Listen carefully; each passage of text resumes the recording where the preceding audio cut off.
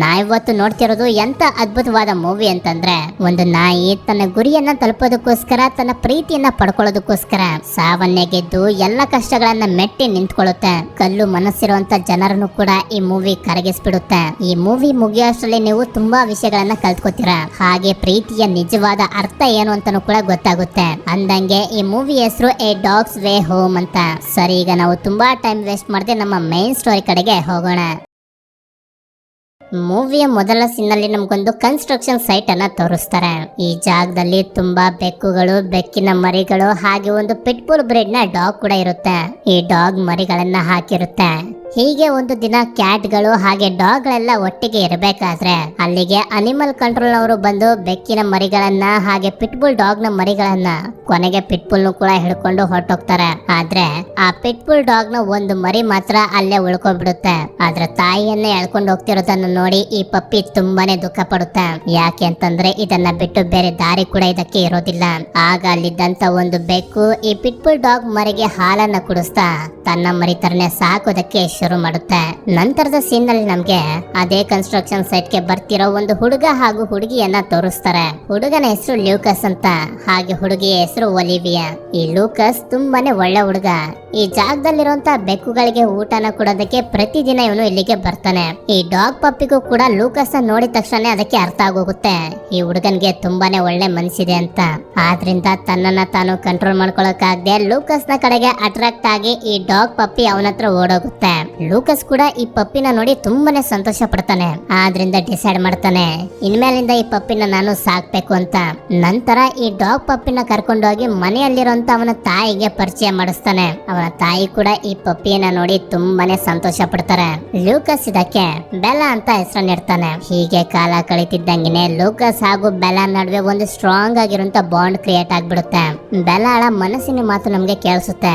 ಇದು ಹೇಳುತ್ತೆ, ಲೂಕಸ್ ನನ್ನನ್ನ ಬಿಟ್ಟು ಕೆಲ್ಸಕ್ಕೆ ಹೋಗ್ತಾನೆ, ಅದು ಮಾತ್ರ ನನಗೆ ಇಷ್ಟ ಆಗೋದಿಲ್ಲ ಅಂತ.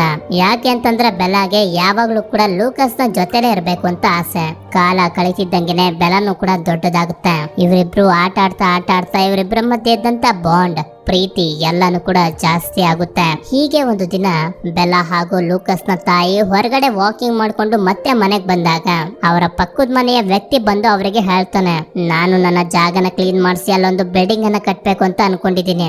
ಆದ್ರೆ ನಿಮ್ಮ ಮಗ ನನ್ನ ಮೇಲೆ ಪೊಲೀಸ್ ಹತ್ರ ಕಂಪ್ಲೇಂಟ್ ಮಾಡಿದಾನೆ, ನನ್ನ ಸೈಟ್ ನಲ್ಲಿ ತುಂಬಾ ಬೆಕ್ಕುಗಳಿವೆ ಅಂತ. ಇದರಿಂದ ನನ್ನ ಕೆಲಸ ನಾನು ಮಾಡೋದಕ್ಕಾಗ್ತಿಲ್ಲ. ನಿಮ್ಮ ಮಗನಿಗೆ ಕಂಪ್ಲೇಂಟ್ ವಾಪಸ್ ತಗೊಳ್ಳೋದಕ್ಕೆ ಹೇಳಿ ಅಂತ ಅಂದಾಗ ಆಗ ಲೂಕಸ್ ನ ತಾಯಿ ಅವನಿಗೆ ಹೇಳ್ತಾರೆ, ನನ್ನ ಮಗ ಯಾವತ್ತೂ ಕೂಡ ಕೆಟ್ಟ ಕೆಲಸನ ಮಾಡೋದಿಲ್ಲ, ಅವನ್ ಏನೇ ಮಾಡಿದ್ರು ಒಳ್ಳೇದನ್ನೇ ಮಾಡ್ತಾನೆ ಅಂತ. ಲೂಕಸ್ಗೆ ಬೆಲ್ಲ ಸಿಕ್ಕಿತ್ತಲ್ಲ ಕನ್ಸ್ಟ್ರಕ್ಷನ್ ಸೈಟ್, ಆ ಜಾಗ ಈ ವ್ಯಕ್ತಿದೇನೆ. ಲೂಕಸ್ ಈಗಲೂ ಕೂಡ ಅಲ್ಲಿರುವಂತ ಬೆಕ್ಕುಗಳಿಗೆ ಊಟನ ಕೊಡೋದಕ್ಕೆ ಪ್ರತಿದಿನನೂ ಹೋಗ್ತಾನೆ. ಲೂಕಸ್ ನ ಪಕ್ಕದ ಮನೆಯವನು ಈ ಜಾಗನೆಲ್ಲ ಖಾಲಿ ಮಾಡಿಸಿ ಇಲ್ಲೊಂದು ಬಿಲ್ಡಿಂಗ್ ಅನ್ನ ಕಟ್ಬೇಕು ಅಂತ ಅನ್ಕೊಂಡಿರ್ತಾನೆ. ಆದ್ರೆ ಈ ಜಾಗದಲ್ಲಿ ತುಂಬಾ ಬೆಕ್ಕುಗಳೆಲ್ಲ ಇರೋದ್ರಿಂದ ಲೂಕಸ್ ಹೋಗಿ ಪೊಲೀಸ್ ಹತ್ರ ಕಂಪ್ಲೇಂಟ್ ಮಾಡ್ಬಿಟ್ಟಿರ್ತಾನೆ. ಆದ್ರಿಂದ ಈ ವ್ಯಕ್ತಿ ಅವನ ಕೆಲಸನ ಮಾಡೋದಕ್ ಆಗ್ತಿರೋದಿಲ್ಲ. ನಂತರ ರಾತ್ರಿ ಲೂಕಸ್ ಮನೆಗೆ ಬಂದಾಗ ನೋಡ್ತಾನೆ ಡೋರ್ ಮೇಲೆ ಒಂದು ಲೆಟರ್ ಇರುತ್ತೆ. ಆ ಲೆಟರ್ ನಿಂದ ಲೂಕಸ್ ಹಾಗೂ ಅವನ ತಾಯಿಗೆ ಗೊತ್ತಾಗುತ್ತೆ ನಾಳೆ ಮನೆಯ ಓನರ್ ಮನೆಯನ್ನ ನೋಡೋದಕ್ಕೆ ಬರ್ತಿದ್ದಾರೆ ಅಂತ. ಆ ಓನರ್ ಗೆ ಮನೆಯಲ್ಲಿ ಡಾಗ್ಸ್ ಗಳನ್ನ ಇಟ್ಕೊಳ್ಳೋದು ಅಂತಂದ್ರೆ ಇಷ್ಟ ಇರೋದಿಲ್ಲ. ಆದ್ರಿಂದ ಲೂಕಸ್ ಬೆಲ್ಲಾನ ಕರ್ಕೊಂಡು ಅವನು ಕೆಲಸ ಮಾಡುವಂತ ಹಾಸ್ಪಿಟಲ್ ಗೆ ಹೋಗ್ತಾನೆ. ನಾನ್ ಬರೋವರೆಗೂ ನೀನು ಯಾವುದೇ ತರ ಶಬ್ದ ಮಾಡದೆ ಇಲ್ಲೇ ಸೈಲೆಂಟ್ ಆಗಿರು ಅಂತ ಹೇಳಿ ಒಂದು ರೂಮ್ ನಲ್ಲಿ ಕೂಡ ಹಾಕಿ ಅಲ್ಲಿಂದ ಹೋಗ್ತಾನೆ. ಆದ್ರೆ ಬೆಲ್ಲಾಗೆ ಜಾಸ್ತಿ ಹೊತ್ತು ಲೂಕಸ್ ನ ಬಿಟ್ಟು ಇರೋದಕ್ಕಾಗೋದಿಲ್ಲ. ಆದ್ರಿಂದ ಜೋರಾಗಿ ಬೊಗಳೋದಕ್ಕೆ ಶುರು ಮಾಡ್ತಾಳೆ. ಅದನ್ನ ಕೇಳಿ ಲೂಕಸ್ ಅಲ್ಲಿಗೆ ಬಂದು ಬೆಲ್ಲಾಗೆ ಸಮಾಧಾನ ಮಾಡ್ತಾನೆ. ಅದೇ ಸಮಯಕ್ಕೆ ಅಲ್ಲಿಗೆ ಲೂಕಸ್ ಜೊತೆ ಕೆಲಸ ಮಾಡುವಂತ ಒಬ್ಬ ವ್ಯಕ್ತಿ ಬಂದು ಬೆಲ್ಲಾನ ನಾನ್ ನೋಡ್ಕೋತೀನಿ ಅಂತ ಹೇಳಿ ಬೆಲ್ಲಾನ ಕರ್ಕೊಂಡು ಅವನ ಫ್ರೆಂಡ್ಸ್ ಗಳಿರುವಂತ ಜಾಗಕ್ಕೆ ಬರ್ತಾನೆ. ಇಲ್ಲಿ ಲೂಕಸ್ ನ ತಾಯಿ ಕೂಡ ಇರ್ತಾರೆ.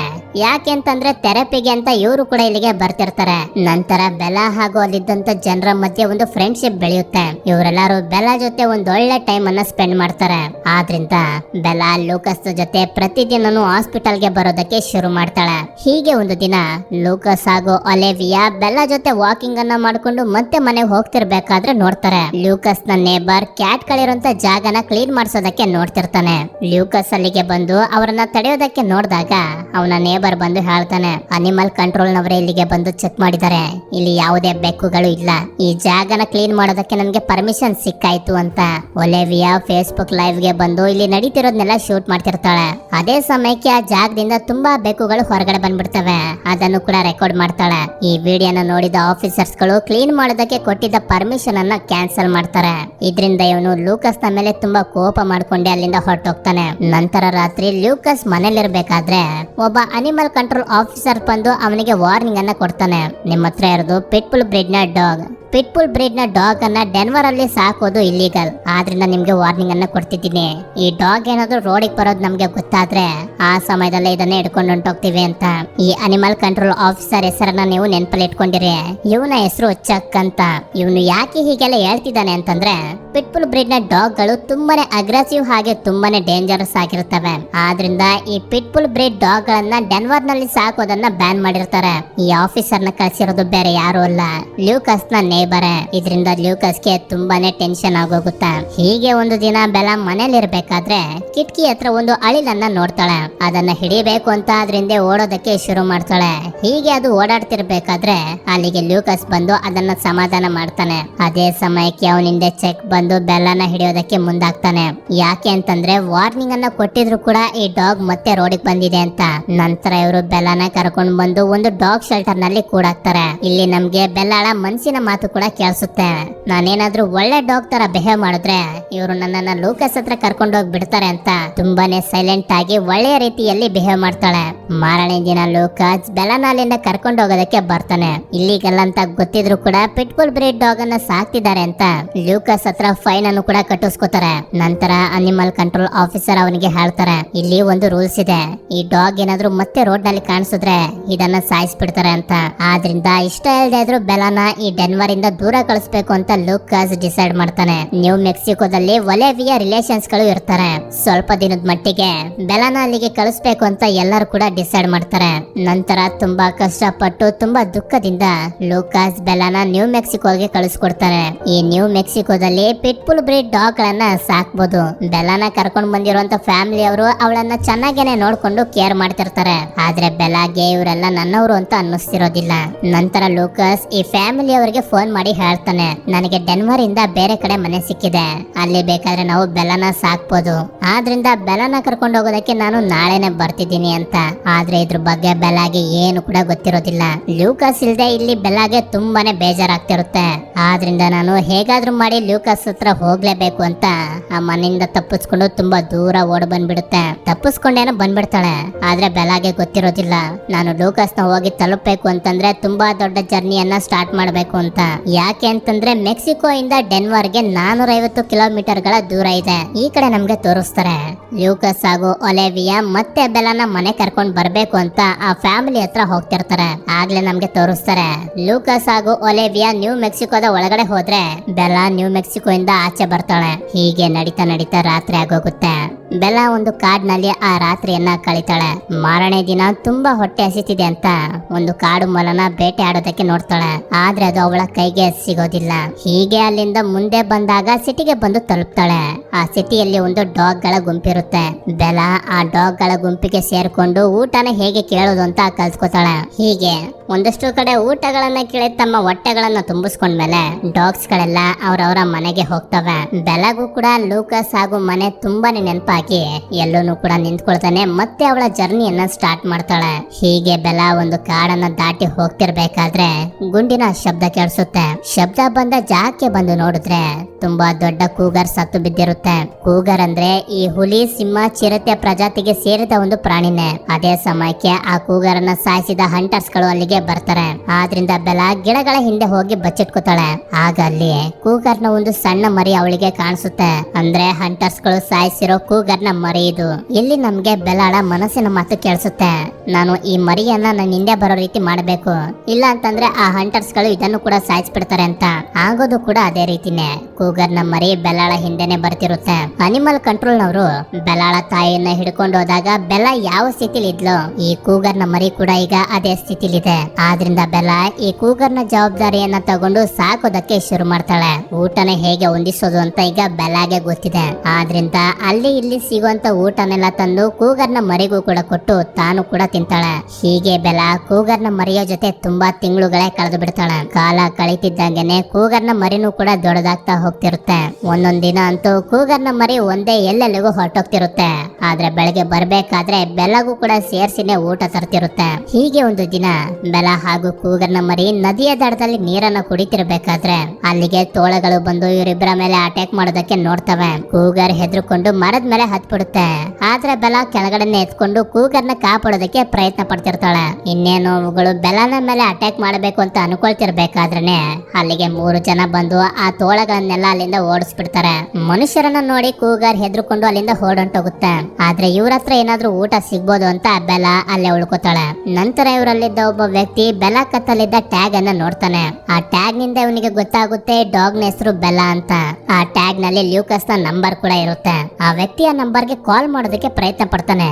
ಆದ್ರೆ ಲೂಕಸ್ ನ ಫೋನ್ ಸ್ವಿಚ್ ಆಫ್ ಆಗಿರುತ್ತೆ. ಹಾಗೆ ಕಾಲ್ ಮಾಡಿದಾಗ ಅದರಲ್ಲಿ ಲೂಕಸ್ ನ ವಾಯ್ಸ್ ಮೆಸೇಜ್ ಬರುತ್ತೆ. ನೀವೇನಾದ್ರೂ ಹೇಳಬೇಕು ಅಂತಿದ್ರೆ ವಾಯ್ಸ್ ಮೆಸೇಜ್ ಅನ್ನ ಬಿಟ್ಟಿರಿ ಅಂತ. ಲೂಕಸ್ ವಾಯ್ಸ್ ಅನ್ನ ಕೇಳ್ತಿದ್ದಂಗೆನೆ ಬೆಲ್ಲಾಗಂತೂ ತುಂಬಾನೇ ಸಂತೋಷ ಆಗೋಗುತ್ತೆ. ಲೂಕಸ್ ಗೋಸ್ಕರ ಇವರು ವಾಯ್ಸ್ ಮೆಸೇಜ್ ನ ಬಿಡೋ ಅಷ್ಟರಲ್ಲಿ ಅಲ್ಲಿಗೆ ಬೆಲ್ಲನ ಹುಡ್ಕೊಂಡು ಕೂಗರ್ ಬಂದ್ಬಿಟ್ಟಿರುತ್ತೆ. ಇದನ್ನ ನೋಡಿ 3 ಜನರು ತುಂಬಾನೇ ಹೆದರ್ಕೊಂಡು ಅಲ್ಲಿಂದ ಓಡೊಂಟೋಗ್ತಾರೆ. ಬೆಲ್ಲಾಳ ಕತ್ತಲಿದ್ದ ಬೆಲ್ಟ್ ಹಾಗೂ ಟ್ಯಾಗ್ ಅಲ್ಲೇ ಉಳ್ಕೊಬಿಡುತ್ತೆ. ನಂತರ ಸಿಕ್ಕಿದ ಊಟನ ತಿನ್ಕೊಂಡು ಬೆಲ್ಲ ಹಾಗೂ ಕೂಗರ್ ಅಲ್ಲಿಂದ ಹೊರಟೋಗ್ತಾರೆ. ಇಲ್ಲಿ ಸ್ನೋ ಬೀಳೋದಕ್ಕೆ ಶುರು ಆಗುತ್ತೆ. ಅಂದ್ರೆ ವಿಂಟರ್ ಸೀಸನ್ ಬಂತು ಅಂತ. ಬೆಲ್ಲ ಹಾಗೂ ಕೂಗರ್ ತುಂಬಾ ಖುಷಿಯಿಂದ ಐಸ್ ನಲ್ಲಿ ಆಟ ಆಡ್ತಿರ್ತಾರೆ. ನಂತರ ಮಾರನೇ ದಿನ ಬೆಲ್ಲಾಗೆ ಒಂದು ಡಾಗ್ ನ ಸೌಂಡ್ ಕೇಳಿಸುತ್ತೆ. ಅದನ್ನ ಫಾಲೋ ಮಾಡ್ಕೊಂಡು ಹೋಗಿ ನೋಡಿದಾಗ ಅಲ್ಲಿ ಒಂದು ಡಾಗ್ ಅದರ ಮಾಸ್ಟರ್ ಜೊತೆ ನಿಂತಿರುತ್ತೆ. ಬೆಲ್ಲನ ನೋಡಿದ ತಕ್ಷಣ ಆ ಡಾಗ್ ಬೆಲ್ಲ ಹತ್ರ ಓಡ್ ಬರ್ತಿರುತ್ತೆ. ಅದೇ ಸಮಯಕ್ಕೆ ಆ ಜಾಗದಲ್ಲಿ ಐಸ್ ಸ್ಲೈಡ್ ಆಗಿ ಆ ಡಾಗ್ ನ ಮಾಸ್ಟರ್ ಐಸ್ ನಲ್ಲಿ ಮುಚ್ಚೋಗ್ತಾನೆ. ಆದ್ರೆ ಆ ಡಾಗ್ ಹಾಗೂ ಬೆಲ್ಲಾಗೆ ಗೊತ್ತಿರುತ್ತೆ ಆ ವ್ಯಕ್ತಿ ಎಲ್ಲಿದ್ದಾನೆ ಅಂತ. ಆದ್ರಿಂದ ಆ ಜಾಗದಲ್ಲಿ ತೋಡೋದಕ್ಕೆ ಶುರು ಮಾಡ್ತವೆ. ಅದೇ ಸಮಯಕ್ಕೆ ಅಲ್ಲಿಗೆ 2 ವ್ಯಕ್ತಿಗಳು ಬಂದು ಆ ಜಾಗನ ತೋಡಿ ಅವನನ್ನ ಕಾಪಾಡಿ ಹಾಸ್ಪಿಟಲ್ ಗೆ ಕಳಿಸ್ತಾರೆ. ಆ ವ್ಯಕ್ತಿಗೆ ಪ್ರಜ್ಞೆ ಇಲ್ದಿರೋದ್ರಿಂದ ಆ ವ್ಯಕ್ತಿಯ ಡಾಗ್ ಹಾಗೂ ಬೆಲ್ಲನ ಕರ್ಕೊಂಡು ಇವರಿಬ್ರು ಮನೆಗ್ ಬರ್ತಾರೆ. ನನ್ನನ್ನ ಕೂಗರಿಂದ ದೂರ ಕರ್ಕೊಂಡು ಹೋಗ್ತಿದ್ದಾರೆ ಅಂತ ಬೆಲ್ಲ ತುಂಬಾನೇ ಬೇಜಾರ್ ಮಾಡ್ಕೊತಾಳೆ. ಆದ್ರೆ ಬೆಲ್ಲ ಹತ್ರ ಇದನ್ನ ಬಿಟ್ಟು ಬೇರೆ ದಾರಿ ಇಲ್ಲ. ಇವರಿಬ್ರು ಅನ್ಕೊಂಡಿರ್ತಾರೆ ಇವೆರಡು ಡಾಗ್ ಗಳು ಕೂಡ ಆ ಪ್ರಜ್ಞೆ ತಪ್ಪಿರುವಂತ ವ್ಯಕ್ತಿ ಇದೇನೆ ಅಂತ. ಅಂದಂಗೆ ಈ ಡಾಗ್ ನ ಹೆಸರು ಡಚ್ ಅಂತ. ಇವರಿಬ್ರು ಬೆಲ್ಲ ಹಾಗೂ ಡಚ್ ನ ತುಂಬಾ ಪ್ರೀತಿಯಿಂದ ಚೆನ್ನಾಗಿ ನೋಡ್ಕೋತಾರೆ. ಟೈಮ್ ಗೆ ತಕ್ಕಂಗೆ ಊಟನು ಕೂಡ ಕೊಡ್ತಾರೆ. ಹೀಗೆ ಬೆಲ್ಲ ಹಾಗೂ ಡಚ್ ತುಂಬಾ ತಿಂಗಳ ಕಾಲ ಇವರಿಬ್ರು ಜೊತೆನೆ ಉಳ್ಕೋತಾರೆ. ನಂತರ ಒಂದು ದಿನ ಇವರಿಬ್ರಿಗೂ ಗೊತ್ತಾಗುತ್ತೆ ಡಚ್ ನ ಮಾಸ್ಟರ್ ಗೆ ಪ್ರಜ್ಞೆ ಬಂದಿದೆ ಅಂತ. ಆದ್ರಿಂದ ಈ 2 ಡಾಗ್ ಗಳನ್ನ ಅವರಿಗೆ ವಾಪಸ್ ಕೊಡ್ಬೇಕು ಅಂತ ಹೋದಾಗ ಇವರಿಬ್ರಿಗೂ ಗೊತ್ತಾಗುತ್ತೆ ಡಚ್ ಮಾತ್ರ ಈ ವ್ಯಕ್ತಿಯ ಡಾಗ್ ಅಂತ. ಡಚ್ ನ ಮಾಸ್ಟರ್ ತುಂಬಾ ಕೆಟ್ಟವನಾಗಿರ್ತಾನೆ. ಅವನು ಇವರಿಬ್ರಿಗೂ ಹೇಳ್ತಾನೆ ನನ್ಗೆ ಯಾವ ಡಾಗ್ ನು ಕೂಡ ನೋಡ್ಕೊಳ್ಳೋಂತ ಶಕ್ತಿ ಇಲ್ಲ, ಇವುಗಳನ್ನ ಕರ್ಕೊಂಡು ಇಲ್ಲಿಂದ ಹೊರಟೋಗಿ ಅಂತ. ಅಂದಂಗೆ ಇವರಿಬ್ರಿಗೂ ಕೂಡ ಡಾಗ್ ಗಳನ್ನ ಅವನಿಗೆ ಕೊಡೋದಕ್ಕೆ ಇಷ್ಟ ಇರ್ಲಿಲ್ಲ. ಈಗ ಅವನೇ ಬೇಡ ಅಂದಿರೋದ್ರಿಂದ ತುಂಬಾ ಖುಷಿಯಿಂದಾನೆ ಅವೆರಡು ಡಾಗ್ ಗಳನ್ನ ನಾವೇ ಸಾಕ್ಬೇಕು ಅಂತ ಡಿಸೈಡ್ ಮಾಡ್ತಾರೆ. ಆದ್ರೆ ಬೆಲ್ಲಾಗೆ ಲೂಕಸ್ ಹಾಗೂ ಮನೆ ತುಂಬಾನೇ ನೆನಪಾಗ್ತಿರುತ್ತೆ. ಆದ್ರಿಂದ ಆ 2 ವ್ಯಕ್ತಿಗಳನ್ನ ಹಾಗೆ ಡಚ್ ಅನ್ನ ಬಿಟ್ಟು ಲೂಕಸ್ ನ ಹುಡ್ಕೊಂಡು ತನ್ನ ಜರ್ನಿಯನ್ನ ಬೆಲ್ಲ ಮತ್ತೆ ಸ್ಟಾರ್ಟ್ ಮಾಡ್ತಾಳೆ. ತುಂಬಾ ಕಾಡುಗಳನ್ನ ದಾಟಿ ಮುಂದೆ ಬಂದಾಗ ಬೆಲ್ಲಾಗೆ ಹೊಟ್ಟೆ ಹಸುವಾಗೋದಕ್ಕೆ ಶುರುವಾಗುತ್ತೆ. ಆದ್ರಿಂದ ಅಲ್ಲೇ ಇದ್ದ ಒಂದು ಶಾಪ್ ನಿಂದ ಚಿಕನ್ ನ ಕತ್ಕೊಂಡು ಓಡ್ ಬಂದ್ಬಿಡ್ತಾಳೆ. ಆ ಚಿಕನ್ ಅನ್ನ ತಿಂತಿರ್ಬೇಕಾದ್ರೆ ಒಬ್ಬ ಭಿಕ್ಷುಕ ಅಲ್ಲಿಗೆ ಬರ್ತಾನೆ. ಈ ಡಾಗ್ ಎಲ್ಲಿಂದನೋ ತಪ್ಪಿಸ್ಕೊಂಡ್ ಬಂದ್ಬಿಟ್ಟಿದೆ ಅಂತ ಬೆಲ್ಲನ ಕರ್ಕೊಂಡು ತನ್ನ ಜೊತೆ ಹೋಗ್ತಾನೆ. ನಂತರ ಈ ಭಿಕ್ಷುಕ ಮಾಡೋದೇನಂದ್ರೆ ಬೆಲ್ಲನ ಕಟ್ಟಾಕೊಂಡು ತನ್ನ ಪಕ್ಕ ಕೊಂಡ್ಸ್ಕೊಂಡು ಭಿಕ್ಷೆ ಬೇಡೋದಕ್ಕೆ ಶುರು ಮಾಡ್ತಾನೆ. ಇದರಿಂದ ಇವನಿಗೆ ತುಂಬಾ ದುಡ್ಡು ಕೂಡ ಸಿಗುತ್ತೆ. ಅಷ್ಟೇ ಅಲ್ಲದೆ ಈ ಭಿಕ್ಷುಕ ಬೆಲ್ಲನ ತುಂಬಾ ಪ್ರೀತಿಯಿಂದ ನೋಡ್ಕೋತಾನೆ. ಬೆಲ್ಲ ಫ್ರೀ ಆಗಿ ಓಡಾಡೋದಕ್ಕೆ ಆಟ ಆಡೋದಕ್ಕೆ ಬಯಸ್ತಾಳೆ. ಆದ್ರೆ ವಿಷಯ ಭಿಕ್ಷಕನಿಗೆ ಗೊತ್ತಿರೋದಿಲ್ಲ. ಯಾವಾಗ್ಲೂ ಬೆಲ್ಲನ ಕಟ್ಟಾಕೊಂಡೇ ಇರ್ತಾನೆ. ನಂತರ ಒಂದು ದಿನ ಈ ವ್ಯಕ್ತಿ ಬೆಲ್ಲನ ಕರ್ಕೊಂಡು ನದಿಯ ದಡಕ್ಕೆ ಹೋಗ್ತಾನೆ. ಆಗ ಗಮನಿಸ್ತಾನೆ ಬೆಲ್ಲಗೆ ಕಟ್ಟಿರುವಂತ ದಾರ ಕಟ್ಟಾಗ್ತಿದೆ ಅಂತ.